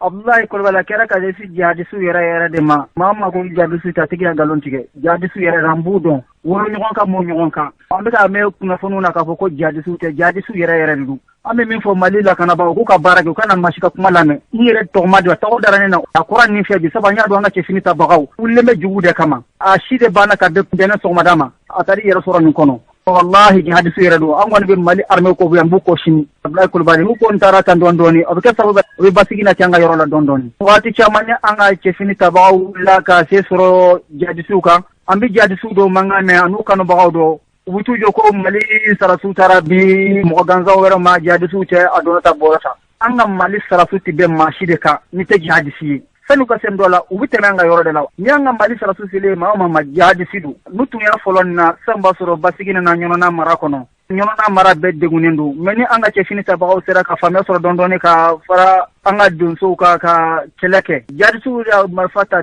ka bi anw kan ɲɔnɔ a bɛ waati jan bɔ an ma maa si mankan mɛn a ko la ka bi anw kan ka kungo kɔnɔ bɛɛ tigɛ an na an tɛ se ka sɛnɛ kɛ an tɛ se ka balo an t'a dɔn an bɛ balo cogo cogo n'an ka cɛfini tabagaw wulila waati o waati a fɔ k'u bɛnna fɛn kan u b'u na fɛn bɛɛ u kana maa si ka ŋanaŋanakan lamɛn wallahi n yɛrɛ den a tora a la n den wallahi a kura an fɛ sabu an ka cɛfini tabagaw a bɛ sɔrɔ fasojɔ de la. An lamɛnw nin tun ye seereya dɔw ye nka maa dɔw yɛrɛ sɔrɔ Ndola yɛrɛ olu fana y'a jira k'a fɔ ko tiɲɛ don Mali finitigilakaw u ka wulikajɔ senfɛ a kɛra sababu ye maakɔrɔ minnu bɛ yen musolakaw denmisɛnninlakaw k'olu ja wuli wa dɔw yɛrɛ bɔnna u ni na wa dɔw dara k'u kantigɛ Abdoulaye Kulubali a ka ɲininkali sera o maaw fana ma min sɔrɔla u da kɔnɔ an ka jɛ ka dɔɔni lamɛn o la. Ne bɛ Ndola. Ntɛnɛndo Mali sɔrɔsiw ye wulikajɔ ba kɛ ko ni jadi wala tigilamɔgɔw kɛra ɲɔgɔn Ndola a ko kɛra cogo di. Abdoulaye Kulubali ne bɛ se k'a fɔ Mali sɔrɔsiw ani wale tigilakaw u ma kɛ ɲɔgɔn na Mali sɔrɔsiw de wulila Ndola de kama u taara Ndola sɔgɔma 6 heures avion bɔra Ndola ni kɔrɔ cɛ ka n'a munumunu Ndola wɛrɛ sanfɛ a kɛlen ka munumunu wɛrɛ in sanfɛ sangani kɔnɔ mobili caman nana a bɛ taa mobili 29 dɔ dɔw ko mobili 32 dɔ nka cɛra anw bɛ boli la ka taa du kɔnɔ u sera dugu da la bari bala ka marifa mangaw de kɛ paw kile bɛ taa bɛɛ fɔ dugu kɔnɔ muso ni denw bɛ bɛɛ boli la u nana ka na dugu armée ka dɔ dugu kɔnɔ da ni da u bɛ dɔ daw la u bɛ mɔgɔw sama ka bɔ maa 7 u y'a da ka kan tigɛ cɛkɔrɔba kelen b'a la a san 18 ani san 9 ɲinɛ dɔw ko san 18 ani 8 u y'a ale kan tigɛ a tɔgɔ Seyidu Jallo a n'a ka denkɛ a n'a ka mɔden cɛ wɛrɛ fana b'a la u y'ale fana kan tigɛ ale cɛ maraya hakili tiɲɛ a bɛ san 20 bɔ denmisɛnnin fitinin kelen fana b'a la san 7 ne yɛrɛ ka balimamuso den don sɔrɔla k'a da ka kan tigɛ maa 7 u y'a ɲini baara de kɛ an ka dugu la an m'a min an m'a bɔ k'a fɔ an ka dugu kɛlɛcɛw b'u kɔnɔ u kuma tɛ i n'a fɔ dɔ de an ka dugu kɔ f'u ye u ka taa an ka dugu tiɲɛ quoi avion bɛɛ sanfɛ olu bɛɛ dugu ma u surunya b'a dugu an bɛ boli la anw hakili la n'a Mali faamaw nana olu bɛ anw lakana n'a sɔrɔ olu yɛrɛ bɛ taa anw fa dun an t'a dɔn an b'a kɛ cogo min maa 14 fana u y'a minɛ an ka dugu la ka na n'o ye ɲɔnɔ gendarmerie la f'u datugu maa 14 ne yɛrɛ n y'a vari bɔ CSC ka dumuni di an ka dugutigi ma dugutigi ka taa dumuni d'u ma u baara de kɛra an ka dugu la maa 7 k'a daga kan tigɛ tɛmɛbaa kelen baara ale ye bɛɛla ye u y'a ɲini baara de kɛ an ka dugu la. Munna Mali sɔrɔsiw nana ka na u ɲɛsin Ndola ma Ndola sigira ya mɛnna munna nin kɛlen taara ka ɲɛsin Ndola ma Ntɛnɛndo. Hali Salango sɔrɔsiw y'a ni ɲɔgɔn cɛ an ko don hali Salango u y'a maa 7 minɛ ka na datugu kaso la yan nɔ ka maa kelen fɔ denmisɛnnin kelen a tɛmɛ san 22 kan u y'a da k'a fa anw ka Ndola dugu kɔnɔna ye a ba bɛ a fa bɛ i y'a faamu ni baara de b'a la kɛ an ka dugu la. Fila wɛrɛ foyi tɛ o yɔrɔ la i ni Ndola tɛ wa. Fula wɛrɛw bɛ yen ani munu kasuru ube nga uma te fulaverni baye ndole dugu bado quoi ma bata bi soro dugu mun ma bata abi soro dugu mun o ma batan cera mali kelega cew tara kata mado mine ka klaka mado bone unina muna okera o dugina ka soro flawere o chama bo yoro lay munela okera kanyesin dora da mama o unu ya ko lude bado ne ko neta don cierra kuna fonu cerla ka foko mamunu mine na ko jari wala tigela mawdo ego ko jari wala tigela mawte dalu jumende ba aw bolo ka foko jari wala tigela mawte dali dum ba aw bolo aw nga balma de do ciga law do misi ganaw do bora sameka yor la misi ganaw do kele samuga ani fila kele santa ani volobla u bora sameka yor la murtani jamana misula nana iya do kuye mamunu mine ko do ni marama fon mine na o kuma te chenwa na chendo amma yo uma jirauna amma yo uma jirauna ka afiya wuli ga shin jola ma do ko jadi wala tigala ma dagale tumero ina ne wala ndola sabi nani ani sansa ba nema delika ya hadna abde nema ye neta kalma we dugu beti wa wala ma we nunu mine ka taka ma to dugu kono ri maw mamu bulu ya be mine o ego ko dugu ngono ka bise ma batani ko ma we matani joli mine olu chera ka taka dugu totoi ulu bollake mamu soro bollake an torla au sengana balle au sengana an torla perma baw kuna fondi sebe l'indépendant aye ayira kafo mi ministre mi sigilembe ka nyesin kiriuma no ye Mamadou Kasokeye kunungo aye barado kolobokaru damine be fon wele France kana ko colloque national sur le contentieux électoral ni baraw ye baramunu ni kle saba baraw dodo abena ke fenye femi mamunu bena labe kaseka kalata nataw olu baraw kanga ke chuga jmena olu kolosulu kanga jatimine chuga jmena ni bara nu nondura kunungo ka kenyani kuna fondi semere ka lakalie aya ira kafo anga kiri boda soba mimbe ni obewele kafo ko cour suprême akera okono na erela wole blala ma chamama mi anga lada tigila moye mi kiri tigila moye mi adi politique mawye olu chaman tumbe kene kono kaseka nyafolike ni bara nyere abitay jo klesa ba bonyongo la wa ni ye jatimineke ma keme fula bonyongo olu bena labe kaseka ni bara nunu degi dona na taula kala taw kanga ke kechugo mununa ani ajatu kanga bo jabu fe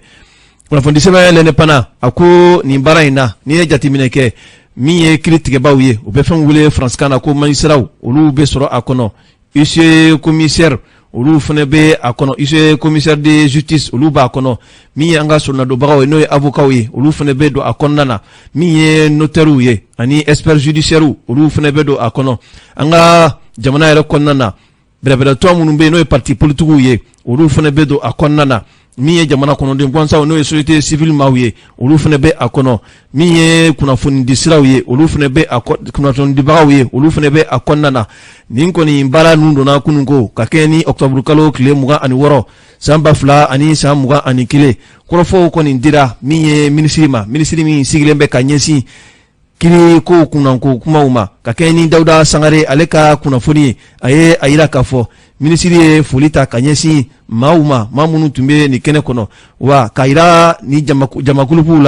mi ye fanga teme fanga nyama no ye colonel Asimi Goitaye aleka wulika jo ode benebeni mambi hamina ko ni jorla ko mimbe alabi ka nyesi kalata kuma ni ye jamana kono dum fene ka hakimla ko ye sabu aye ayira kafo ni ye jatimineke samba fla ani santa ani shegi mi ye karata ko gele munun kera ni oro nana wolobi ambe wati mina akaka jamana kono dum kaseka lafiya usoro kalata na taula ukaseka dane usoro kalata jabiula ode kum kono ni bara nunu ndo lembe sigire wulen ko fe an tumbe kene kono anya mado ministri Mamadou Kasokela kaseka anyininga mi sorola ale da kono anga je ka don na me ola un projet de soro Nations Unies mo bolo alors fois projet unitaire donc Nations Unies ka formation projet d'orido donc a projet anye partenariat signé ni ouye ni anga Institut national de formation judiciaire donc koloku bena kebi avec les sabaka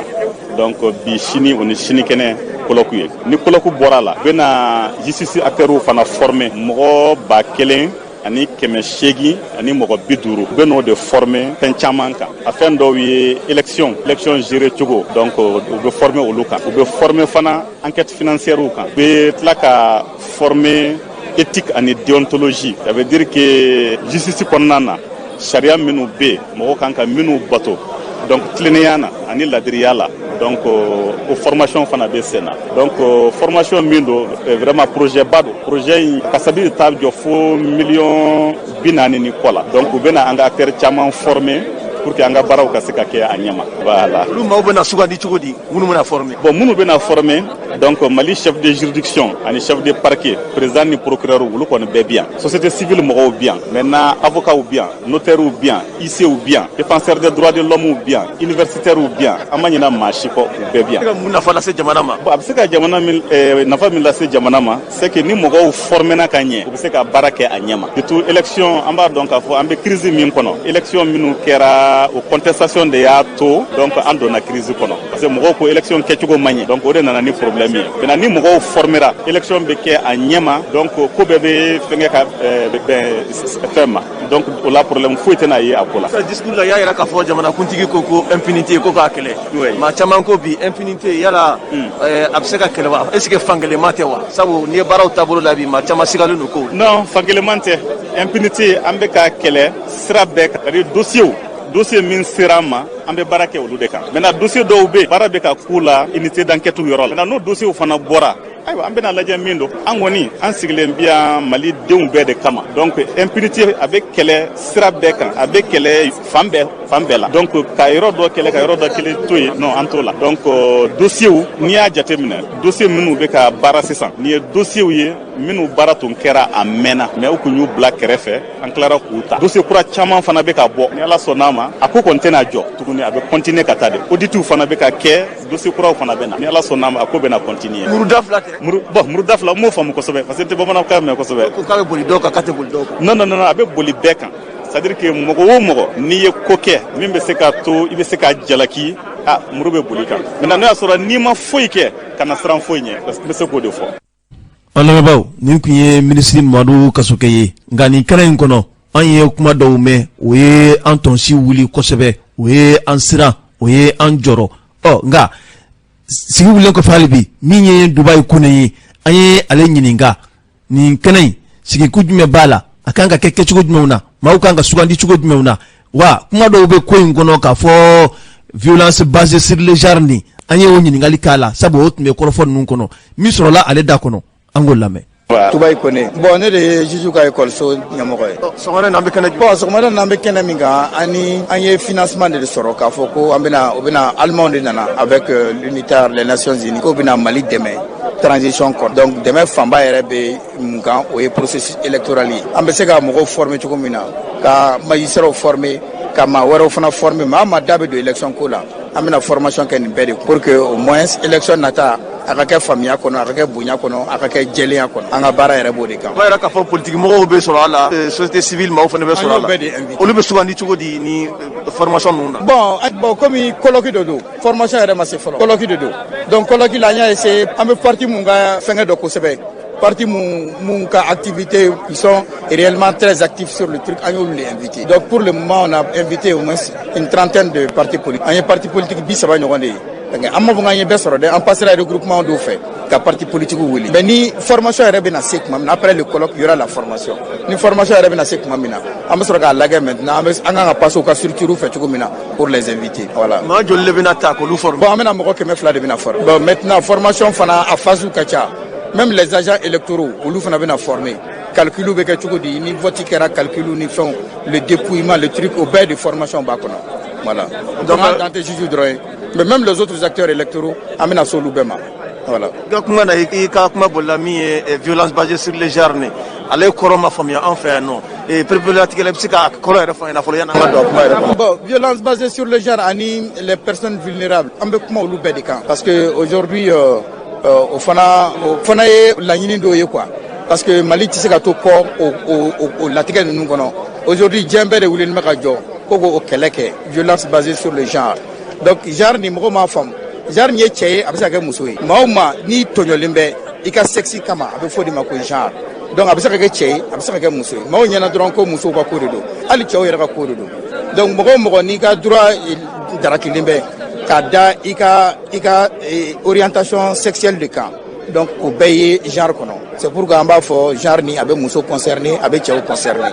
bon cɛ dɔw bɛ yen fana olu tɔɲɔlen bɛ parce que u ka cɛya kama muso dɔw fana tɔɲɔlen bɛ u ka musoya kama o bɛɛ de bɛ genre kuma in tɛ gɛlɛya dɔɔni an ka dabe ma comme i ko diɲɛ bɛɛ wulilen bɛ bi a kɛlɛ la ayi je veux dire que gɛlɛya nin bɛ fan bɛɛ de voilà donc problème k'a fɔ ko bon n t'a dɔn i bɛ ka min fɔ fɛn ko la quoi parce que pour nous n'an ko genre dɔrɔn genre ye bɛɛ de cɛ b'a la muso b'a la mɔgɔw m'a faamuya de bɛɛ ɲɛna ko musow ka ko de don non cɛw b'a la musow b'a la voilà et banabaatɔw fana b'a la même les personnes handicapées o bɛɛ de b'a kɔnɔ denmisɛnninw fana les mineurs o bɛɛ de b'a kɔnɔ pour que bɛɛ ka sariya bɛ se ka kɛ kelen ye bɛɛ ma cogo min na an b'o de laɲini i y'a faamu wa n'i taara service la sisan i taara sɔrɔ sisan musow bɛ jɔyɔrɔ min na cɛ b'o jɔyɔrɔ kelen na mais i bɛ taa sɔrɔ cɛ sara ka ca ni muso sara ye o man kan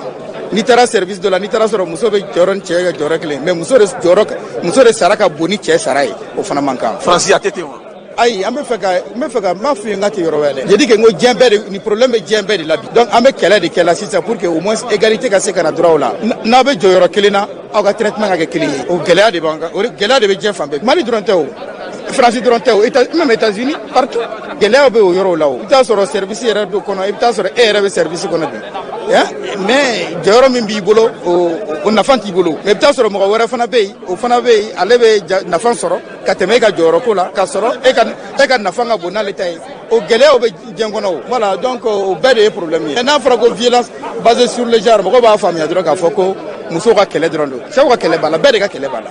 voilà waati dɔ tun kɛra a mankan wulila an fɛ yan kosɛbɛ min kɛra an ka diinɛmɔgɔw ye olu y'a mankan wuli yan kosɛbɛ ne t'o kalama dɛ diinɛmɔgɔw bɛ o tun bɛ kɛlɛ min na ne t'o kɛlɛ ɲɛdɔn i ka kuma laban jumɛn wa ne kɔni b'a fɔ dɔrɔn bon vraiment an bɛ fɛ ka baara de kɛ pour que élection mun bɛ nalen a ka kɛ élection a ka kɛ jɛlenya kɔnɔ a ka kɛ bɛn kɔnɔ yaasa ni maa mun sugandira gɛlɛya kana ye olu ka ko la maaw yɛrɛ k'a dɔn olu ye maa mun ta olu de choisira ɲɛ de fɔ ɲɛ tata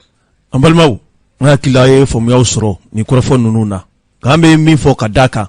nin ko in an y'a kɛlɛ kɛ sabiri san 2000 ani san 15 min ye loi Jare a votera Mali wasadenw fɛ a don an ko an ye nin ko in na ye di ɲɛma jɔlen na sabu nin ye siraw ye na sira bɛ na ni sira minnu ye ka na don anw fɛ komi kuma na a yɛrɛ la k'a fɔ diɲɛ bɛɛ de wulilen bɛ bi ka jɔ ni baara ninnu kama ka se ka don diɲɛ fantan a 4 bɛɛ lajɛlen na nin fɔraw ye a mɛnnaw walan tarda anka yahuda wala nasara hatta tattabi'a millatahum wallahi ala de bɛ adamaden dɔn ka tɛmɛ bɛɛ kan u tɛ sɔn abadan e tama f'i k'i ta in de bila ka tugu kɔ o siraw de nalen filɛ an bɛ min kɔni fɔ loi Jare ni ko kuma in na ko in ka layɛ di ɲɛma jɔlen na sabu a bɛ kuma bɛ na tuma dɔw la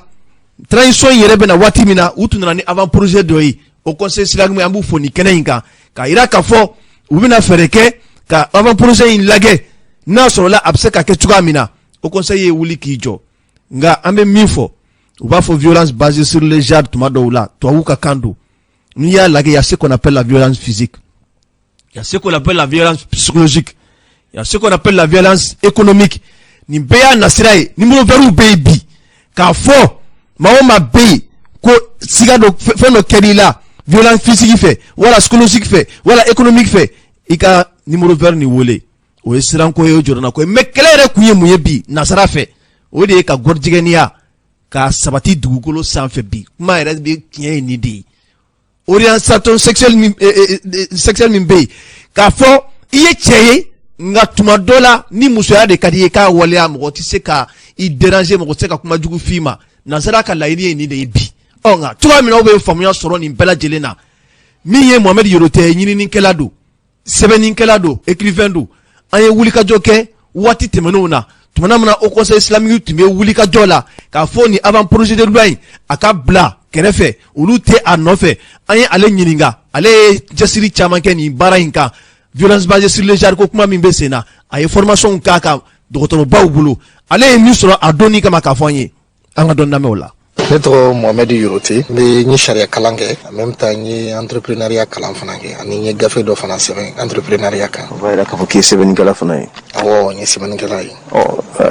an ye jateminɛw kɛ k'a fɔ min ye kibaruya minnu bɛ jamana kɔnɔ bi ye ɲɛɲiniw caman k'a la kɛrɛnkɛrɛnnenya la u bɛ fɛn fɔ France kan na ko la loi Jare e bɛ se ka mun fɔ bi an lamɛnbaaw ye sabu a kuma duruntulen bɛ Mali fantan a 4 bɛɛ lajɛlen na. E yɛrɛ ka ɲinini kɔnɔ i ye mun faamuya genre ko in yɛrɛ la? Bon, genre ko ni ko min don kɔnɔ ka don parce que hali association féminine dɔw tun wililen don, dɔnbaga dɔw b'a la, dɔnbaga muso duman dɔw b'a la, u bɛ association in u bɛ genre fɔ chaque fois n'o ye Jacques fɔ m'a f'u ye ko non a y'a rectifier ko genre ko ni a kɔnɔ ka dun puis a bɛ taa wolo fɛn wɛrɛ la o si sigi parce que laɲini dɔw de bɛ dɔw la genre ko in u bɛ fɛ ka taa n'a ye sira wɛrɛ fɛ mɔgɔw tɛ a faamu sira sinon adamaden danni ala fɛ cɛ ani muso i ye cɛ ye walima i ye muso ni bangeli kɛra nka genre min bɛ ka taa sira wɛrɛ u ka laɲini ye u bɛ mɔgɔw la hakili lasun k'a fɔ ko ni cɛ dɔ ye muso dɔ jogin u bɛ genre fɔ walima muso dɔ ka cɛ jogin u bɛ genre fɔ o tɛ dɛ genre ni yɛrɛ ka laɲini yɛrɛ ye min ye kɔnɔ ka dun fo mɔgɔw k'u hakili sigi a ko fɛ o don journal la ɲɛ bɛ o conseil mɔgɔw la u kumana k'u sinsin genre ko nin kan ko u k'a fɔ loi contre les violences basées sur les femmes ko o faamunen mais genre kɔnɔ ka dun o ye dunya dan ye parce que olu bolo genre tɛ cɛ ni muso u ka genre la u ka genre la jɛgɛw b'a la cɛ minnu bɛ cɛ ɲini a bɛ ka to kuma n'a fɔ cogo don gɔjigɛni ani muso minnu ni musow bɛ ɲɔgɔn ɲini lesbienne ani transsexuel o ye cɛ minnu bɛ t'u yɛrɛ opérer k'u ba yɛlɛma ala y'u dan cogo min na k'u yɛlɛma ka bɔ o la k'u yɛrɛ kɛ muso ye ani muso minnu fana bɛ to k'u ba yɛlɛma ka t'u yɛrɛ opérer k'u yɛlɛma ka kɛ cɛ ye o ye transsexuel ye ani bisexuel donc nin bɛɛ de faralen ɲɔgɔn kan o de bɛ kɛ genre ye parce que salon an ye kalan dɔ kɛ an ye code de la famille an y'a étudier ka ɲa an donna kɔnɔna na kosɛbɛ an ye karamɔgɔbaw sɔrɔ docteur baw an y'a kɛ UCAO la donc an ye a éplucher ka étudier ka ɲa fɛn caman bɛ an y'a faamu bon ni genre ko min nanen filɛ nin ye n'u bɛ fɛ loi nin kɔni ka tɛmɛ mankan kana bɔ a la bɛɛ ka faamu u k'a kɛ violence basée sur les femmes ou bien contre les femmes o bɛ faamu mɔgɔw b'o faamu mais n'i ye genre fɔ dɔrɔn don n'a nataw la a bɛ taa wolo ko wɛrɛ la an si sigilen tɛ n'a ye parce que ni sariya votera kɔfɛ u bɛ n'a fɔ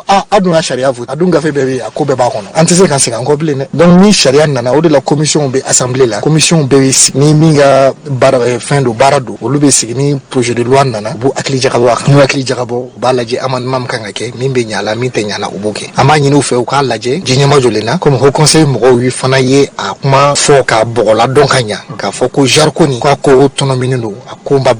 faranfasiya k'a jɛ k'a lajɛ an ka se ka fɛn ɲɛnama dɔ sɔrɔ min tɛ nɔgɔ tɛ fɛn min parce que bi i bɛ loi dɔw voter sini a b'i yɛrɛ i minɛ parce que ko ninnu kɔnɔ ka don et puis Mali dɔrɔn tɛ ko nin ye diɲɛ yɛlɛma kura de donnen diɲɛ na n t'a dɔn ni aw hakili b'a la Barack Obama k'a to fanga la Amérique a taara Macky Sall fɛ yen Sénégal a ye kanto Macky Sall ma a ka discours la k'u ka sariya dɔw voter min bɛ cɛw ni cɛw ka furu bɛɛ daga Macky fana ye discours kɛ a ma kɔnɔ ko donna dugujɛ walima ko kɔfɛ n b'a jaabi o discours kelen na Macky kuma dilen Macky ma Macky y'a fɔ a ye k'olu ye jamanaba ye olu ye silamɛ jamana ye olu ka kodɔn tɛ sɔn fɛn dɔw ma ko dɔnniya min b'olu la olu fɛ yen peine de mort tɛ yen k'a fɔ ko i ye ko kɛ i ɲangira k'i faga ko tɛ yen o dun bɛ Amérique a y'o kuma fɔ Barack Obama yɛrɛ y'a faamu a bɛ ka taa ni kuma ye sansi sira min donc fo an ka hakili sigi an ka dɔn k'o ye tabiya ko an ka tabiya tɛ nin ye an ka hakili sigi a ko fɛ an ka ko lajɛ parce que musow ka violence a bɛ ka sanga sɔrɔ k'o bɛ ka wara ne yɛrɛ tun ko n bɛna hakili jagabɔ dɔ kɛ a ko la k'a lajɛ an bɛ se k'a dɔn mun bɛ ka na ni a ye mun bɛ ka kɛ musow bɛ ka ci don o don u bɛ ka jogin o kɔni bɛ se ka kɛ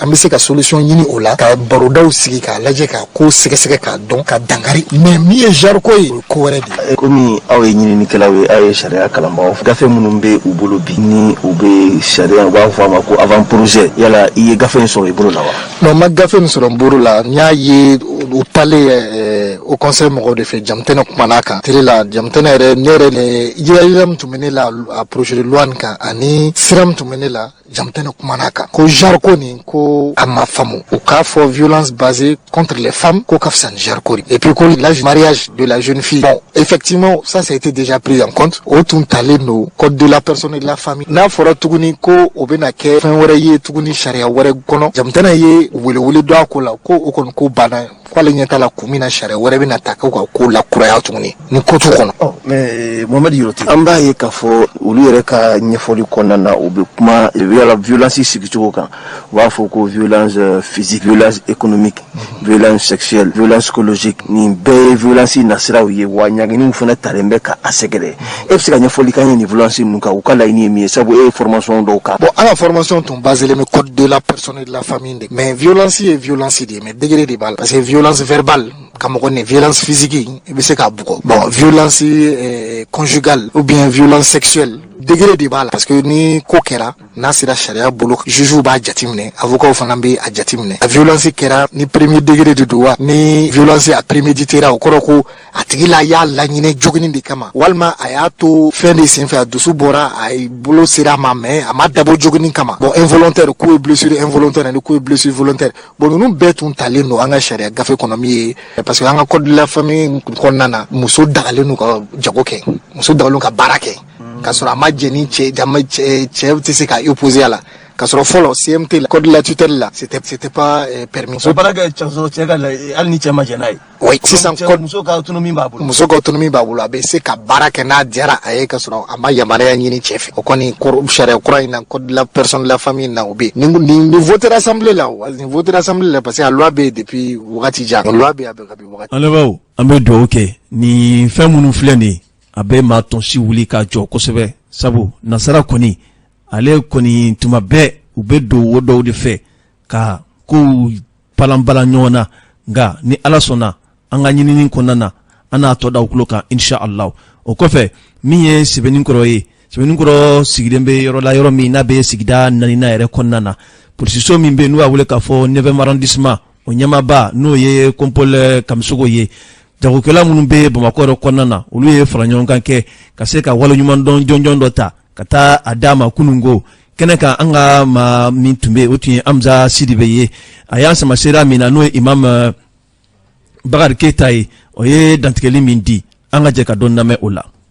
Assalamu alaikum. Salam wa rahmatullahi wa barakatuh. I tɔgɔ ni jamu fɔ ani. Ne tɔgɔ ye Imam Bakari Keita mais n bɛ kuma la bi Mali jagokɛlaw tɔgɔ la kɛrɛnkɛrɛnnenya la Sɛbɛnnikɔrɔ sugu ani Sɛbɛnnikɔrɔ commerçant bɛɛ lajɛlen tɔgɔ la inshallah. Non an bɛ 9e arrondissement kɔnɔ bi. I bɛ se k'a fɔ an ɲɛna kun jumɛn na an bɛ yan bi. Alhamdulillah an bɛ 9e arrondissement kɔnɔ hɛrɛ belebeleba de don an bɛ yan kun min kama ka se ka jamana den ɲuman dɔn ka a jansa ka a waliɲuman dɔn k'a kɛ sababu ye min bɛ se ka dɔ fara a ka baara kan mais an kana adamaden waliɲuman dɔn wagati min na n'a bɔra a ka baara la walima n'a taara retraite la donc an nana waliɲuman dɔn kɛnɛ kan ka sababuya kɛ commissaire ye baara min kɛ a ye jɔyɔrɔ min kɛ a ye jija min kɛ insécurité kɛlɛli la délinquance kɛlɛli la a y'o baaraba min kɛ anw y'a ye k'a fɔ k'an kan ka médaille ta k'a d'a ma ka a waliɲuman dɔn kira yɛrɛ ka kuma kan bɛ sallallahu alaihi wasallam ni mɔgɔ min i mɔgɔɲɔgɔn waliɲuman i tɛ Ala waliɲuman dɔn donc anw ka waliɲuman dɔn k'a baraka la a ka baara ɲuman na wa k'a fɔ a ka dɔ fara a ka baara kan wa ni trophée ni janjo min n'o dila ma jɔnjɔn min dila ma a dila Mali polisi bɛɛ lajɛlen ma a dila 9e ma mais n'i y'a mɛn santigi o kɔrɔ kɛ 9e mɔgɔ minnu bɛ baarabaw la o bɛ jɔyɔrɔbaw la o bɛ kan ka cɛsiribaw kɛ puisque a baaraw ka se k'a ɲɛ mɔgɔ kelen tɛ se ko la bolokɔni den kelen tɛ bɛrɛ da ni bolokɔni farala ɲɔgɔn kan a bɛ bɛlɛ da donc an y'a di ale ma bi ka sababuya kɛ polisiw ni adamadenw jɛnnen don ɲɔgɔn na tuma dɔw kosɛbɛ danaya fanga tun man bon anw ni ɲɔgɔn cɛ mais ni min nana o danaya kurakuraya fo ka adamadenw hakili lasigi polisiw ma donc ni foli ka kan inshallah. I bɛ se k'a fɔ an ɲɛna baaraba jumɛn ni jumɛn kama ni aw ye ni trophée in d'a ma. wa baaraba mun kama n'i y'a baaraba jaga insécurité fanga tun ka bon tuma dɔw anw ye syndicat nationaliw ye an b'a ye bitigiw daw bɛ kari yɔrɔw bɛ kari wa filanan fana i b'a ye barikaziw bɛ kɛ yɔrɔ bɛɛ lajɛlen i b'a ye insécurité bɛ tuma dɔw murulansogoliw tun bɛ fan bɛɛ lajɛlen nka ale n'a min kɛra a ye wulikajɔ kɛ ka se ka nin ko bɛɛ lajɛlen laban donc an y'o fo k'o waliɲuman dɔn o de la wa ka se ka nin d'a ma o sababuya la a ye wulikajɔ mun kɛ. I ka welekan ye mun ye k'a lase u ma hali bi. an y'u ka welekan ye k'a ɲɛsin mun ma n y'o de fɔ n ka interview la a kana f'i ma kɛ sama ka f'i ma zonzan bi satigi ye baara sɔrɔ diɲɛ bɛɛ ye ne trophée de dila ale ma k'a ye baaraba kɛ o kɔrɔ ye diɲɛ bɛɛ ɲɛ b'a la polisi bɛɛ ɲɛ b'a la Sɛbɛnnikɔrɔ bɛɛ ɲɛ b'a la communicati bɛɛ ɲɛ b'a la a k'i jija de ka baara kɛ min bɛ communicati ale ni polisiw bɛɛ lajɛlen ani Sɛbɛnnikɔrɔ k'an kunna wolo mais n'a ma taa o sira fɛ tuma dɔw la o y'a kɛlen zonzan na an tɛ Ala dali o la an b'a la de Ala ka baara tɔ ɲɛ a bolo a ka wulikajɔ caya n'Ala sɔnna an bɛ se ka min fɔ o de ni salamu aleykum warahmatullahi wabarakatuh. Kɔnpɔl e ni wula. bon a ni wula. I bɛ se k'i présenter. ne tɔgɔ ko santigi Kamisogo ne ye 9e commissaire de ye. Kɔnpɔl wula in na Sɛbɛnnikɔrɔkaw farala ɲɔgɔn kan ka dɔ d'i ma walima an bɛ se k'a fɔ ka seereya sɛbɛn d'i ma min b'a jira k'a fɔ ko i ye fɛn min kɛ k'a diyar'u ye i bɛ se k'a ɲɛfɔ an ɲɛna e yɛrɛ bɛ cogo di bi nisɔndiya jumɛn b'i la. ne ye nisɔndiyalenba de don k'a sababu kɛ i bɛ ka baara kɛ population min ye ni population ye waleɲuman dɔn a bɛ dusu don mɔgɔ kɔnɔ ka baara ɲuman kɛ donc bi ne nisɔndiyalenba de don mɔgɔ minnu ye nin papier ninnu d'an ma an b'u fo k'u waleɲuman dɔn et puis an b'a yir'u la fana ni ala sɔnna an bɛ caman fara an ka baara kan an ka laɲini tɛ dɔwɛrɛ ye population ka lafiya et puis inchallah on va fournir le maximum d'efforts pour que population ka lafiya. I ka welekan mun ye k'a lase polisitɔw ma i ka baarakɛlaw 9e arrondissement kɔnɔ walima communiqué yɛrɛ kɔnɔ. n bɛ min fɔ 9e mɔgɔw ɲɛna n bɛ min fɔ n collègue policiers ɲɛna an ka baara kɛ bɛɛ ye nin ye n'an tun ma baara kɛ nin tun tɛ kɛ an ka baara ɲuman kɛ pour que population ka lafiya ni baara ɲɛna ni population lafiyara a bɛ kɛ nin cogo de la donc vraiment j'encourage tout le monde bɛ bɛɛ encourager an ka baara ɲuman kɛ ka pour que Mali population ka lafiya vraiment o kɔni ne la ka laɲini ye. population kulela k'a fɔ ko i nana ko gɛlɛya caman bɔra i bɛ se k'i da don gɛlɛya ninnu dɔw la aw ye minnu action minnu kɛ. gɛlɛya caman tun bɛ yan gɛlɛya caman tun bɛ yan don o don mɔgɔ bɛ sɔgɔ muru la don o don butigi dakariw bɛ yen marifa bɛ ci mototigiw la a ko ka ca mais n'an nana an y'an tigɛ di ɲɔgɔn ma an polisiw an ye baara kɛ 2021 kɔnɔ ka daminɛ janvier 2021 na ka na bi le 26 octobre an ye mɔgɔ 500 bandi 500 ani bandi 13 de bila ka taa tribunal la wa a bɛɛ b'a minɛ communiqué kɔnɔ Mali yɔrɔ bɛɛ b'a la donc o de y'a to bi alhamdulilayi mɔgɔ bɛ se k'i da ka sunɔgɔ. i ka opération tɛmɛnen na an y'a kumaw sɔrɔ bɔlɔlɔw sanfɛ k'a fɔ ko moto zone dɔ y'olu minɛ ɔ k'o kɛra cogo di i bɛ se k'i da don o la teliya. oui an ye moto zone caman minɛ an ye moto zone caman minɛ à peu près moto 25 bon mɔgɔw nana k'u ka moto récupérer après i ma moto tɔ caman bɛ yan halisa a tigiw m'a ye fɔlɔ o tigiw m'a ye fɔlɔ mais mɔgɔ caman kɔni y'a ta ye parce que moto 25 la min y'a ta ye à peu près a bɛ mɔgɔ 15 ɲɔgɔn na bɔ bon zone ninnu alhamdulilayi o taara bɛɛ taara tribunal la mais grâce à l'appui aussi du tribunal parce que ni policier ye baara kɛ cogo o cogo ni tribunal tigi su baara bɛ gɛlɛya i bolo mais an bɛ se k'a fɔ ko alhamdulilayi an ka tribunal b'an su an ka tribunal bɛ an dɛmɛ baara la kosɛbɛ kosɛbɛ kosɛbɛ. vraiment an bɛ fɔ ko ni nson minɛna bi k'u bɛ bɔ sini e yala i bɛ o kibaruya bɛ se ka mun fɔ o la. a bɛ se ka kɛ mais an fɛ yen communiqué la o tɛ yen ni nson minɛna n'a kɔnɔnana ko a kan ka san 10 kɛ a bɛ san 10 kɛ n'a kɔnɔna k'a ka san 5 kɛ a bɛ san 5 kɛ n'a kɔnɔna pour 6 mois a bɛ 6 mois kɛ an fɛ yen o tɛ yen. i ka kumakan laban ye jumɛn kɛnɛ kan. n bɛ population fo surtout furu mɔgɔw minnu ye nin diplôme d'an ma an b'u fo k'u waleɲuman dɔn et puis an b'a f'u ɲɛna fana nin bɛ dusu d'an kɔnɔ baara bɛ kɛ et puis inchallah baara bɛ ɲɛ ni ala sɔnna. Kulubali i ka teli bi.